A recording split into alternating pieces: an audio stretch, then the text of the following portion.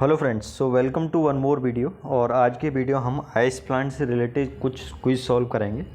और इस वीडियो को देखने से आपको ये फ़ायदा होगा कि आइस प्लांट से रिलेटेड कुछ आपके जो डाउट्स हैं वो क्लियर हो जाएंगे और उससे रिलेटेड आपकी नॉलेज बढ़ जाएगी, कुछ चीज़ें क्लियर होंगी। तो आइए स्टार्ट करते हैं। सबसे पहला क्वेश्चन तो आप देख सकते हैं, during which component of the vapour compression refrigeration system. तो आइस प्लांट का क्विज सॉल्व करने के लिए आपको वेपर कंप्रेशन रेफ्रिजरेशन सिस्टम, जिसको हम VCRS बोलते हैं, ये पता होना ज़रूरी है। ठीक है, तो इसमें ये लिखा हुआ है किस प्रोसेस में आपका जो इंथैल्पी होता है, इंथैल्पी आप समझते हो H=U+PV, वो कांस्टेंट रहता है। तो ऑब्वियसली थ्रॉटलिंग ऐसी प्रोसेस जिसमें इंथैल्पी क्या रहती है, कांस्टेंट रहती है। और थ्रॉटलिंग के लिए मैंने सेपरेट वीडियो बनाया हुआ है। Which commonly use refrigerant in commercial ice plant. तो ये अमोनिया होता है, ये बिल्कुल आपको ध्यान रखना चाहिए। ये बहुत सारे कॉम्पिटेटिव एग्जाम में पूछा जाता है। फ्रेऑन जनरली यूज़ करते हैं घर के फ्रिज वगैरह में। एयर यूज़ करते हैं, एयर रेफ्रिजरेशन सिस्टम होते हैं। CO2 हम सॉलिड आइस के लिए यूज़ करते हैं। अब है अक्यूमुलेटर। ठीक है, तो अक्यूमुलेटर हम प्रोवाइड करते हैं किस लिए, ये इसलिए स्टोरिंग ऑफ अनवेपोराइज्ड लिक्विड। ठीक है, बेसिकली इसको लगाते हैं हम किस किस के बीच में, इसको हम लगाते हैं एवापोरेटर और कंप्रेसर के बीच में। ठीक है, तो एवापोरेटर से जो रेफ्रिजरेंट एवापोरेट होकर जाता है, जो बेसिकली एवापोरेटर में जब रेफ्रिजरेंट एंटर करता है तो लिक्विड की फॉर्म में एंटर करता है, लीव करता है तो गैस की फॉर्म में या वेपर की फॉर्म में लीव करता है। लेकिन क्या होता है, कुछ पार्ट ऐसा भी हो सकता है जो कि अनवेपोराइज रह जाए, है ना, या लिक्विड की फॉर्म में रह जाए। तो एक्यूमुलेटर क्या करेगा, उस लिक्विड को वहीं पे होल्ड कर लेगा, वहीं पे ऑब्जॉर्व कर लेगा और वेपर्स को आगे जाने देगा। क्योंकि यदि लिक्विड कंप्रेसर में चला जाएगा तो वो कंप्रेसर को डैमेज कर सकता है, उसके लिए हार्मफुल रहेगा। इसलिए हम एक्यूमुलेटर प्रोवाइड करते हैं वाटर को, वाटर नहीं बोलना चाहिए, लिक्विड रेफ्रिजरेंट को स्टोर करने के लिए, जिससे वो कंप्रेसर में ना जाए। कभी कभार ये भी पूछा जाता है एक्यूमुलेटर कहाँ लगाते हैं, तो it is installed between evaporator and compressor. अब दिया है ऑयल सेपरेटर।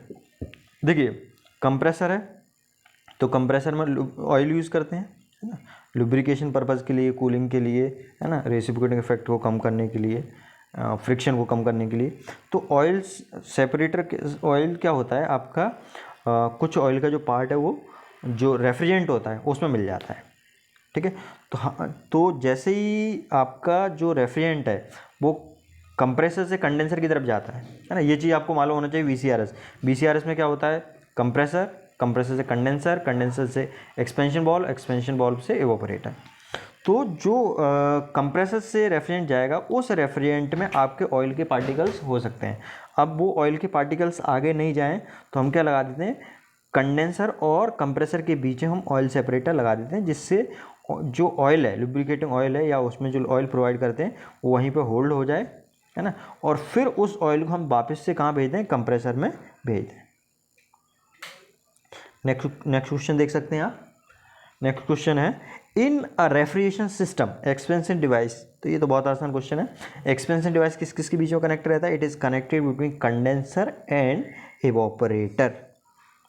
हाँ, लेकिन यहाँ पर रिसीवर भी आ गया है, तो आपको देखना पड़ेगा। रिसीवर बेसिकली प्रोवाइड करते हैं किसके बाद, कंडेंसर के बाद।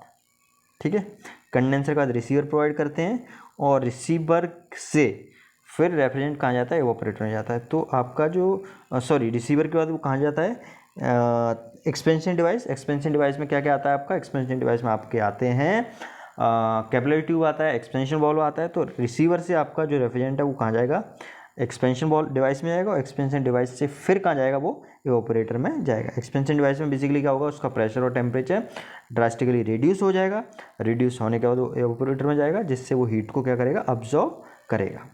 और वो जब एंटर करेगा एवापोरेटर तो लिक्विड फॉर्म में एंटर करेगा, जब लीव करेगा तो वेपर की फॉर्म में लीव करेगा। जैसे इसका नाम है एवापोरेटर, तो एवापोरेटर बेसिकली क्या करता है, एवापोरेशन करता है। और एवापोरेशन का मतलब होता है लिक्विड का वेपर में चेंज होना। During a refrigeration cycle the heat is rejected by the refrigerant. Refrigerant heat कहाँ पर रिजेक्ट करता है, तो ये आपको बिल्कुल समझ में आना चाहिए। रेफ्रिजरेंट हीट रिजेक्ट करता है कंडेंसर में। Generally air cooled condenser, water cooled condenser आते हैं, और जो आपका घर का फ्रिज है, AC है, इनमें एयर कूल्ड कंडेंसर यूज़ करते हैं। बड़े बड़े जो चिलर प्लांट वगैरह होते हैं वहाँ पे वाटर कूल्ड कंडेंसर यूज़ करते हैं। तो कंडेंसर में हीट रेफ्रिजरेंट रिजेक्ट करता है और बेसिकली कंडेंसर में जब एंटर करता है तो गैस की फॉर्म में एंटर करता है और उसका कंडेंसेशन हो जाता है। गैस जब अपनी हीट को रिजेक्ट कर देती है तो किसकी फॉर्म में चेंज हो जाती है, लिक्विड की फॉर्म में चेंज हो जाती है। तो कंडेंसर जब एंटर करता है तो गैस वेपर की फॉर्म में एंटर करता है रेफ्रिजरेंट, और जब लीव करता है तो लिक्विड की फॉर्म में लीव करता है। मोस्ट सुटेबल रेफ्रिजरेंट इन अ कॉमर्शियल आइस प्लांट, तो ये तो अभी हमने देख लिया था, NH3 मतलब ammonia. Moisture in a refrigeration system remove by dryer, filter dryer, desiccant, ये सब इसके एग्जाम्पल हैं। मतलब सबसे जो मॉइस्चर है वो रिमूव किया जाता है, नमी को रिमूव किया जाता है ना। और ये जो बेसिकली ये सारे सिस्टम ये लगे रहते हैं आपके किसके पहले, जो एक्सपेंशन डिवाइस होता है उससे पहले लगे रहते हैं, जिससे आपका जो लिक्विड वाले पार्टिकल्स हैं वो एक्सपेंशन डिवाइस में नहीं जाए। अदरवाइज ये क्या लिक्विड के पार्टिकल्स एक्सपेंशन डिवाइस में जाके उसको ब्लॉकेज कर सकते हैं, कैपिलरी को ब्लॉक कर सकते हैं या फिर एक्सपेंशन डिवाइस उसको ब्लॉक कर सकते हैं। सेकेंडरी रेफ्रिजरेंट ये जनरली यूज़ करते हैं ब्राइन सॉल्यूशन, और brine solution basically ethyl glycol और वाटर का सॉल्यूशन होता है, या कुछ और भी ब्राइन सॉल्यूशन हम यूज़ करते हैं। इथाइल ग्लाइकोल बहुत यूज़ करते हैं क्योंकि इथाइल ग्लाइकोल क्या होता है, ये वाटर में जब आप मिला देते हो तो उसका जो फ्रीजिंग टेम्परेचर है वो ड्रास्टिकली बहुत ज़्यादा कम हो जाता है। जैसे वाटर का फ्रीजिंग टेम्परेचर 0 डिग्री सेल्सियस है, यदि आप उसमें इथाइल ग्लाइकोल मिला देते हैं या इथाइल ग्लाइकोल में वाटर मिला देते हैं तो उसका जो फ्रीजिंग टेम्परेचर है वो बहुत ज़्यादा रिड्यूस हो जाएगा, कम हो जाएगा, है ना।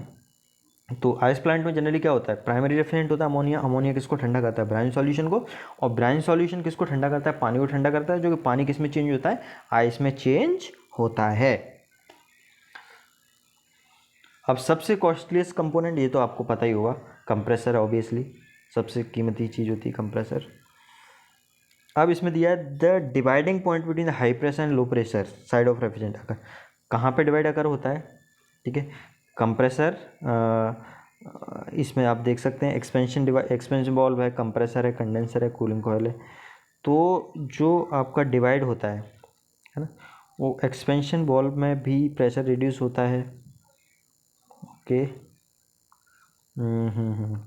बेसिकली आपका कंप्रेसर और कंडेंसर हाई प्रेशर लाइन में आते हैं, एक्सपेंशन डिवाइस, और जो ये है तो इसका आंसर डिवाइडिंग पॉइंट पूछ रहा है between high pressure and low pressure side of a refrigerant, और हाई और लो में एक्सपेंशन वाल्व आएगा, ठीक है। क्योंकि एक्सपेंशन वाल्व में क्या होता है, आता है रेफ्रिजरेंट तब प्रेशर उसका हाई होता है, जब लीव करता है तो लो प्रेशर होता है। अब इसमें दिया है secondary refrigerant, select the one which in which secondary refrigerant is use. Secondary refrigerant कहाँ यूज़ करते हैं, आइस प्लांट में यूज़ करते हैं ऑब्वियसली। डोमेस्टिक रेफ्रिजरेटर में कोई सेकेंडरी रेफ्रिजरेंट यूज़ नहीं करते हैं। आइस रूम एयर कंडीशनर है जिसको विंडो AC बोलते हैं, उसमें कोई सेकेंडरी रेफ्रिजरेंट यूज़ नहीं करते हैं। डीप फ्रीजर में भी सेकेंडरी रेफ्रिजरेंट यूज़ नहीं करते। हाईएस्ट टेम्परेचर कहाँ कर होता है, तो ऑब्वियसली कंप्रेसर के डिस्चार्ज पे होगा ये तो। Which material suitable for tubing, तो ट्यूबिंग अमोनिया, हाँ जनरली वैसे जो रेफ्रिजरेंट होते हैं, रेफ्रिजरेशन सिस्टम होते हैं तो वहाँ पे कॉपर की ट्यूब रिकमेंड की जाती है, लेकिन अमोनिया कॉपर के साथ कंपेटेबल नहीं है, इसलिए जो आइस प्लांट होता है वहाँ पे स्पेशली आप स्टील ट्यूब यूज़ करते हो। जहाँ भी रेफ्रिजरेंट अमोनिया यूज़ हो रहा होगा वहाँ पे जो ट्यूब होगी वो किसकी बनी होगी, स्टील की बनी होगी। थर्मोमीटर क्या सेंस करता है, ऑब्वियसली ये सेंसिबल हीट को सेंस करता है ना। सेंसिबल हीट जिसमें टेम्परेचर, थर्मोमीटर क्या करता है, टेम्परेचर सेंस करता है, और टेम्परेचर से एसोसिएटेड कौन सी हीट है, सेंसिबल हीट है ना। लेटेंट हीट में क्या होता है, आपका फेस चेंज होता है, हीट ऑफ फ्यूजन भी क्या एक तरह से लेटेंट हीट है, स्पेसिफिक हीट अलग चीज़ होगी। तो ये फ्रेंड्स हो गया